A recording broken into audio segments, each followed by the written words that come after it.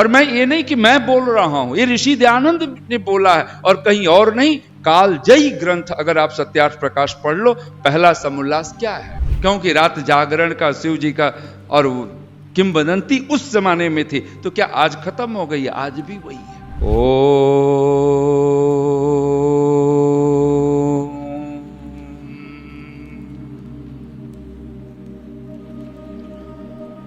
मधुमन्मीनिक्रमणम्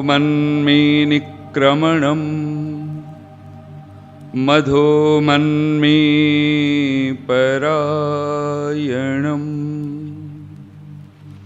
वाचा वदामि मधुमत् भूयासं मधुसन्दृशः।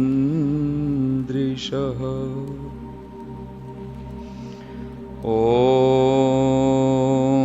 नमः शम्भवाय च मयो भवाय च नमः शङ्कराय च मयस्कराय च नमः शिवाय च शिवतराय च। ॐ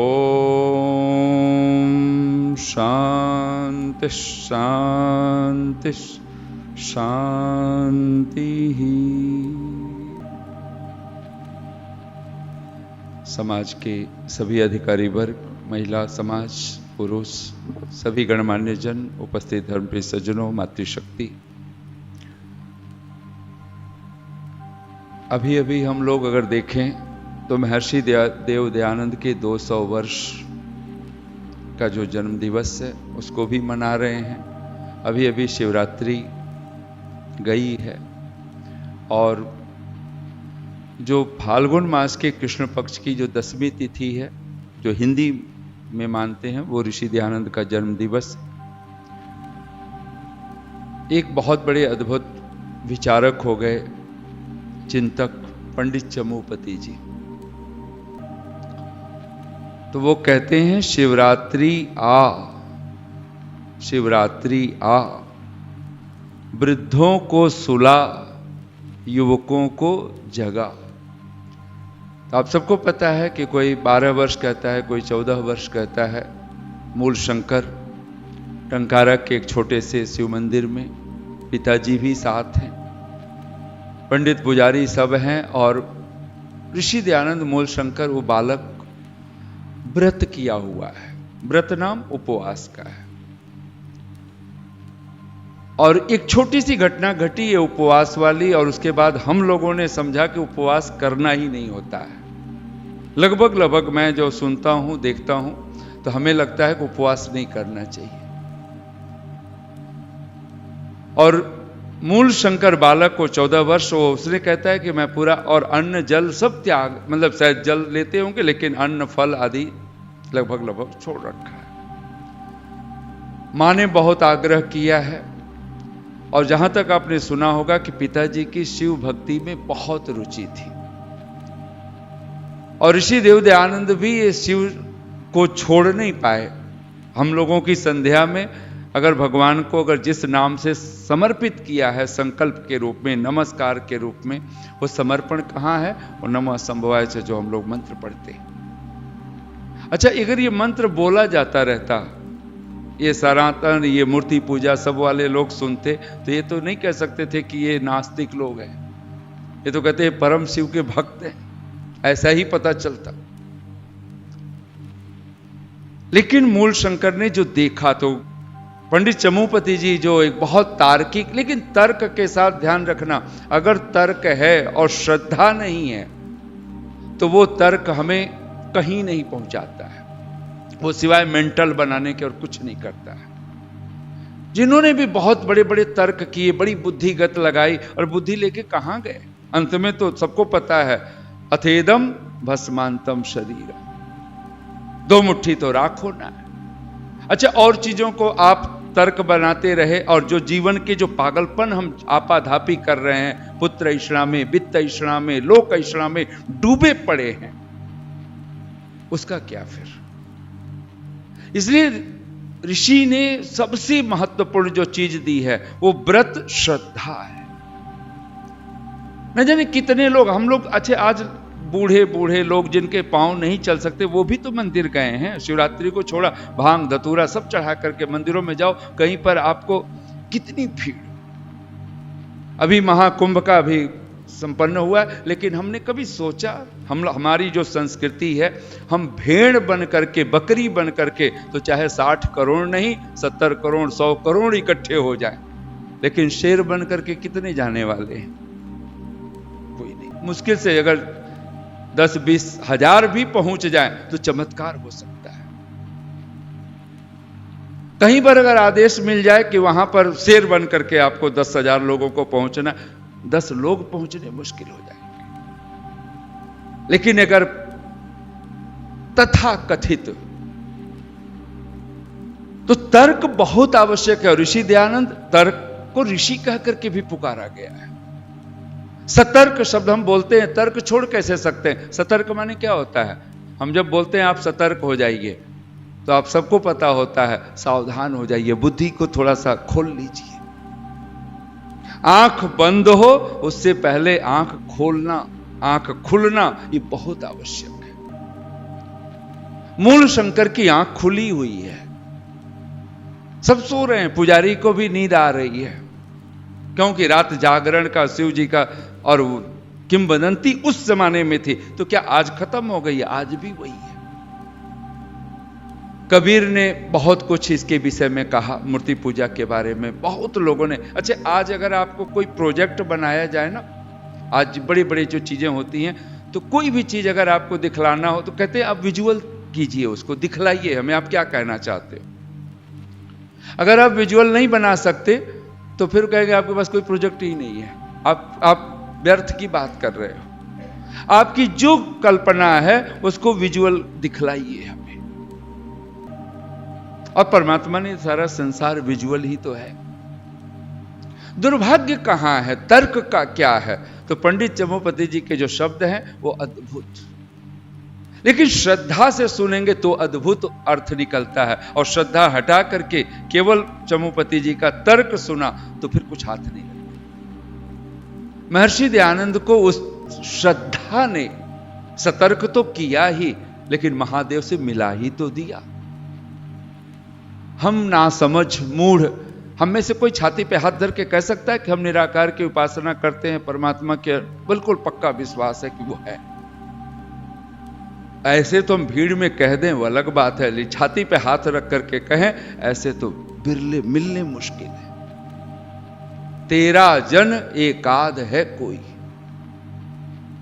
कबीर कहते एक भी नहीं है, आधा भी शब्द लगाते लगाते हालत खराब हो रही है। तेरा जन एकाध है कोई भी घटना घटे परमात्मा पर कोई संशय ही नहीं, कोई उंगली ही नहीं उठती है। हमारे तो जरा से दुख आ जाए, अरे इतने तो हवन करते रहे, इतनी संध्या करते रहे, दूसरे पड़ोस में रोज रोज पार्टियां चलती हैं, रोज पता नहीं क्या क्या खाते हैं, क्या क्या पीते हैं, उनके घर तो मौज है, और हमारे घर पता चला वो चल बसे बहुत प्यारे थे, वो चल बसी बहुत प्यारी थी, उनके कारण हमारा तो जीवन ही दुभर हो गया। ये भाड़ में जाए, ये भक्ति, ये उपासना, ये पूजा, ये संध्या, ये हवन है कि नहीं? ये मानसिकता भी हमारी। शिवरात्रि आ, वृद्धों को सुला, युवकों को जगा। और यहां बात आयु से नहीं है। दो जगह हो, जगह कौन हो? दो जगह हो, पंडित चमोपति जी। और जो शिव मंदिर का जो खाका खींच रहे हैं, अब मुझे तो 2 ही पंक्तियां याद है, और 2 में बात बन जाती है। 2 जगह हो, एक मूल एक मूषक। शिवरात्रि आ, वृद्धों को सुला। जो सोया है वो वृद्ध ही है, चाहे वो 12 वर्ष का बालक ही क्यों ना हो, वो एक युवा ही क्यों ना हो। गहरी नींद अविद्या की। हमें नहीं बताइए जी, हमें तो बस ये पूजा करनी, हमें तो वस्त्रम समर्पयामि पुष्पम समर्पयामि, इससे फुर्सत ही नहीं हमें तो यही में भगवान है। ऋषि दयानंद ने सबसे बड़ा जो चमत्कार किया है वो ईश्वर है, लेकिन उसको जाने बिना, समझे बिना, माने बिना, उसके ऊपर अटूट भरोसा किए बिना बात बननी नहीं। उसको अगर पा नहीं लिया तो जीवन में कोई दुखों से छुटकारा है ही नहीं, जिसको मोक्ष कहा गया, जिसको मुक्ति कही। एक बार भरोसा हो जाए, आपने अगर कोई, हम भिखारी के, आपने पुराने जमाने में लोग बड़े बड़े हीरे जवाहरात लेके चलते थे, तो वो कैसे चलते थे? बहुत बार ऐसा होता था कि उसकी सुरक्षा बहुत मुश्किल थी, तो कहते ना, लाल तो गुदड़ियों में छिपे होते हैं। तो बिल्कुल सामान्य से वस्त्र पहनना, अगर भूखे भी रहना पड़ा, भोजन नहीं भी मिला, तो उसको क्या प्रसन्नता है? मेरे पास तो हीरा है, बस थोड़े दिन की तपस्या है, 2 दिन की बात है, घर पहुंच जाएंगे, बात बन जाएगी। ये हीरा मैं अगर जौहरी को दे दूंगा, फिर तो मेरे पास तो कोई धन की कमी नहीं है। मैं, कोई समझता रहे मुझे ना समझ, कोई मूर्ख, कोई फटे हाल, लेकिन फटे हाल होकर के हीरे को बचाया जा सकता है। जिस दिन आपको ये एहसास हो जाए कि मेरे साथ मेरा परमात्मा है, और पथिक जी के, सत्यपाल पथिक, वह घर से निकलकर किधर को गया था, वह घर से निकलकर किधर को गया था, महादेव खोजा या खुद खो गया था। वह घर से निकलकर किधर को गया था, महादेव खोजा या खुद खो गया था। नदी नर्मदा तथा अलकनंदा, बनों पर्वतों या पठारों से पूछो, खिजाओं से पूछो, बहारों से पूछो, ऋषि की कहानी सितारों से पूछो। कहां बैठ कर थी समाधि लगाई? और समाधि आवश्यक नहीं है कि आंख बंद करके ही लगाना है, लेकिन वो भी लगना तो चाहिए। कम से कम ऋषि दयानंद कहते हैं हर गृहस्थ व्यक्ति भी प्रातः काल की संधि बेला में, सायंकाल की संधि बेला में, जैसे कोई योगी समाधिस्थ हो जाता हो, सब दुनिया भुला दे, क्या बिगड़ रहा है, क्या बन रहा है, क्या हो रहा है, कौन आ रहा है, कौन जा रहा है, कम से कम 2 घड़ी बैठो तो सही आंख बंद करके। अच्छा, एक दिन तो आंख बंद होगी ना, और हमें पता भी नहीं चलेगा। क्यों नहीं 2-2 घंटे, कम से कम 2-2 घंटे आंख बंद करने का अभ्यास करें। बहुत अच्छा, आंख खोल करके, अरे वो नष्ट हो रहा है, बच्चे बहू वो नहीं समझ रही है, बेटा वो नहीं देख रहा, वो देखो बेकार हो रहा है, फालतू गलत, पता नहीं कहां कहां आंख हमारी ढूंढ रही है, क्या क्या। एक बार अगर ये 2 बटन, ये आंख के अगर ये बंद हो, और कम से कम घंटा भर सुबह, घंटा भर सांझ, 2 घंटे, ऋषि के शब्द हैं, बिल्कुल हिल डुल करके नहीं। अगर आप अस्वस्थ हैं तो लेट जाइए पर्यंक आसन की तरह, जैसे कोई पलंग पर, लेकिन वहां करवट नहीं बदलनी। कम से कम इतना तो अभ्यास हो जाए कि बिना कोई शरीर को कोई गति दिए, और 1 घंटे तक अगर आप सोफे पे बैठे, बिल्कुल सोफा पर उसी तरह से जैसे कि स्टैचू की तरह से। अगर ये कहां बैठ कर थी समाधि लगाई, कहां दिव्य ज्योति अमर जगमगाई, यह गंगा के पावन किनारों से पूछो, खिजाओं से पूछो, बहारों से पूछो, ऋषि की कहानी सितारों से पूछो। वह नीची निगाहें बदन वह गठीला। कोई साधु चलता है, वो नीची निगाह करके चलता है, वो चारों तरफ देखते हुए। हम लोग चलते हैं ना, कभी पैदल चलते हुए, तो कभी इधर देखते, कभी उधर देख। अगर रोज चल रहे हैं उसी रास्ते पे, तो भी पता नहीं क्या देखना है, लेकिन जो 2 कदम रास्ता जो चल रहे हैं अगर पैदल, वो हमें देखने को हम राजी नहीं। वह नीची निगाहें बदन वह गठीला। ये ऋषि देवदयानंद का शरीर अद्भुत था, लेकिन गुरु के प्रति श्रद्धा तो देखो कि कूड़े का ढेर पड़ा हुआ है। और किसी ने कह दिया कि आज की जो बारी थी, पर्याय था सफाई करने का, सफाई का काम, क्योंकि गुरुदेव का पैर कूड़े से टकरा गया। और वो गुस्सा एकदम से, और दयानंद का नाम हाथ में वो दंडी, तो विरजानंद दंडी बोलते, दंड भी था। और कहते हैं कि ऋषि देवदयानंद के को तो मार ही तो दिया था, चोट पहुंचा दी थी। और वो कहते हैं घाव भी बन गया था, लेकिन ऋषि देवदयानंद उसको दिखलाते रहे, मेरे गुरु की प्रसादी है, ऐसा कुछ भी व्याख्या किया जाता, मेरे प्रसाद है, अनुग्रह है मेरे गुरु का।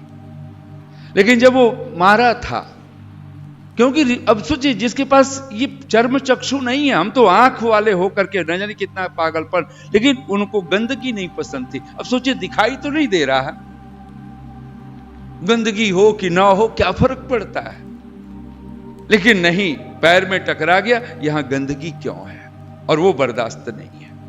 लेकिन कहते हैं कि महर्षि देवदयानंद ने तो चरण ही पकड़ लिए, गुरुदेव आप तो, आपका शरीर तो बिल्कुल कमजोर है, मैं तो बिल्कुल बलिष्ठ हूं, आपको चोट पहुंचेगी। ये कभी हमने सोचा, कभी बच्चा बन करके कि माता पिता जब मुझे मारते हैं, मुझे डांटते हैं, फटकारते हैं, उनको कितनी चोट लगी होगी, तब जाकर के मुझे तो थप्पड़ लगाया है। ऐसा कभी सोचा है? बच्चे नहीं कभी सोचने को, वो सोचते हैं कि इनको तो मार के मजा मिला होगा शायद, लेकिन सचमुच में कोई मां बाप से कोई पूछ बैठे उस समय, और कुछ बच्चे ही बड़े ऐसे अद्भुत हो सकते हैं, कोई मूलशंकर जैसा हो सकता है, कोई ऋषि दयानंद जैसा होता है, जो अपने मां बाप से पूछे कि आपको चोट लगी होगी, मैंने आपकी बात नहीं मानी, आपका आज्ञा पालन नहीं किया, और आपको मुझ पर गुस्सा करना पड़ा है। मां कई बार नहीं होता है, बच्चे को मार करके भी फिर रोती है। हम लोग तो फिर खेल में भूल जाते थे बचपन में, और मां पता चला कि हम खेल में भूखे हैं, और भूख के कारण मां ने कह दिया आज भोजन नहीं मिलेगा। हम सोचे भोजन देगी नहीं, हम तो इतना अकाट्य सत्य मान बैठे। फिर हमने तो बच्चे आए पकड़ के ले गए और हम खेल में खो गए, पर मां रो रही है। क्या करें इसको, कैसे समझाएं, क्या करें? और कहते हैं गुरु विरजानंद के तो पैर ही पकड़ लिए थे। वह नीची निगाहें, बदन वह गठीला, गुरु घर का प्यारा। और श्रद्धा क्या थी कि रोज घड़ों जल भर भर करके, विश्राम घाट जो वहां का था मथुरा का, वहां से जल भर करके लाना और गुरु को स्नान कराना। अच्छा, हमने कभी ऐसे गुरु की बात सोची कभी जीवन में कि हमें भी गुरु चाहिए? दयानंद ने बनाया है और हम निगुरे, और हम तो सोचते हैं हमें तो वेद मिल गया, ज्ञान मिल गया, परमात्मा मिल गया, हमसे बढ़कर के नासमझ कोई नहीं। और मैं ये नहीं कि मैं बोल रहा हूं, ये ऋषि दयानंद ने बोला है और कहीं और नहीं। कालजयी ग्रंथ अगर आप सत्यार्थ प्रकाश पढ़ लो, पहला समुल्लास क्या है। और मैं ये नहीं कि मैं बोल रहा हूं, ये ऋषि दयानंद ने बोला है और कहीं और नहीं। कालजयी ग्रंथ अगर आप सत्यार्थ प्रकाश पढ़ लो, पहला समुल्लास क्या है, और ऋषि के शब्द हैं। आज इस तरह से अगर नहीं सोचे तो मनाते रहिए ये शोभा यात्रा, ये फलाने और ये बड़े बड़े रैलियां की तरह से, आज आंदोलन की तरह से ये सम्मेलन, इससे कुछ होना नहीं। अगर आपने मूल को अगर नहीं सींचा, मूल को नहीं पकड़ा, दो जगह हो, एक मूल एक मूषक। मूल शंकर को तो दिख गया क्योंकि खुली आंख थी। शिव तो है, महादेव तो है, ऐसा नहीं कि ये शिव नहीं है तो छोड़ दिया वो नास्तिक हो गए, नहीं। वह घर से निकलकर किधर को गया था, महादेव खोजा या खुद खो गया था। ईगो अगर खत्म हो जाए, ये अहंकार, ये जो मैं, और ये मैं लेकर के कोई शास्त्रार्थ नहीं होता है। शास्त्रार्थ मतलब शास्त्र का अर्थ। जहां मैं होगी, अभी आप सुन रहे थे रंगाचार्य महीने भर के मेहमान रहे, लेकिन हिम्मत नहीं हुई। कौन सा उनको सुख भोगना था? सोच लेते कि मैं अगर नहीं कर सकता, मैं नहीं जानता, एक बार ऋषि को सुन तो लेना था। लेकिन आज बड़े बड़े शंकराचार्य, अब लोग सोचते हैं कि मैं उसके सामने क्यों। आज कोई चैलेंज भी करे ना, आजकल समाज में आप सुनते होंगे कुछ विद्वान, कुछ युवक, कुछ भजनोपदेशक चैलेंज करते रहते हैं। तो कौन सा कोई आने वाला है शास्त्रार्थ करने के लिए? कोई नहीं आता, क्योंकि वो कहेगा मैं क्यों जाऊं इसके पास से, इसका तो कोई मतलब नहीं। हाँ, प्रसिद्ध हो जाए तो फिर बात होगी, दोनों प्रसिद्ध हो तब बात होगी। नहीं तो फिर शास्त्रार्थ आप कोई भी अदना सा कोई व्यक्ति कहे शंकराचार्य मुझसे शास्त्रार्थ कर लें, शंकराचार्य कहेगा तू है कौन? आप सोच रहे हो शंकराचार्य को भी पता है कि शंकराचार्य बने ही इसीलिए थे कि मैं कुछ हूं ही नहीं। अगर सत्य को अगर आपको पता चलना है तो 12 वर्ष का बालक भी अगर आपको ललकार दे, उस समय कभी ललकारा होगा। आदि शंकराचार्य ने कितनी बड़ी आयु थी उनकी, 33 वर्ष में तो पूरा शरीर छूट गया, लेकिन ललकारा होगा ना, राजाओं को जाकर के ललकारा, क्योंकि उस समय सब अद्भुत रूप से सनातन धर्म का, वेद की कोई चर्चा ही नहीं करने वाला था। और ऋषि दयानंद आदि शंकराचार्य को बहुत श्रद्धा से देखते